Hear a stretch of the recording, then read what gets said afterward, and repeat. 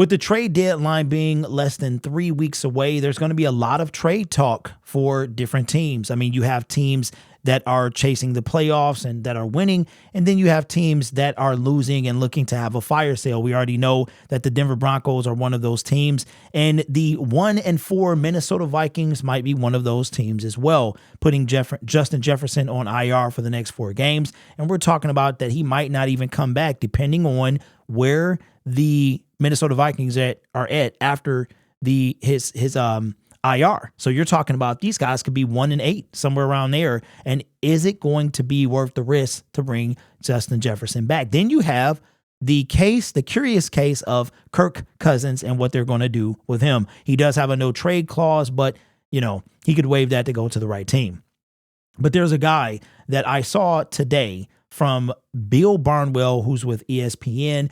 You already know he's on the thumbnail. That would be Danielle Hunter, the pass rusher from the Minnesota Vikings. Now, Danielle, I was a big fan of him and Everson Griffin for the longest time, even though obviously I'm a Lions fan. I just liked their work and what they did. I remember I don't know if Danielle was part of that, but when they got to Stafford 10 times that one particular game, I know Everson had a lot to do with that. But Danielle Hunter is a monster pass rusher, and you guys know how I love my pass rushers. But here's what Bill Barnwell said a trade could happen and what the trade proposal could be. So it's not a rumor that it'll happen, but if 15 candidates that could be traded at the trade deadline. And here's what Bill Barnwell had to say, coming from ESPN, says, Lions go all in for a star defender. Lions get edge Danielle Hunter, a 2024 fifth round pick. The Vikings get a 2024 second round pick, James Houston, and a 2025 third round pick. He continues to say, Hunter is probably, reading right here, Hunter is probably the best player with a realistic chance of being moved by this deadline. The 28-year-old standout has 6 sacks and a league-high 9 tackles for a loss through 5 games this season. He landed a 1-year deal, $17 million deal after a hold-in this summer, but with free agency looming and the Vikings repeatedly rescinded to offer him a new deal, he is likely to leave the organization in the offseason. And so what that means is, why is that relevant?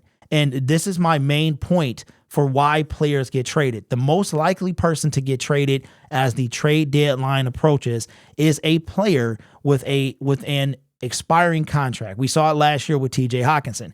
TJ was in year 4, but we knew that we had already picked up his 5th-year option. But we knew that we weren't going to pay him, and the Lions knew that long before.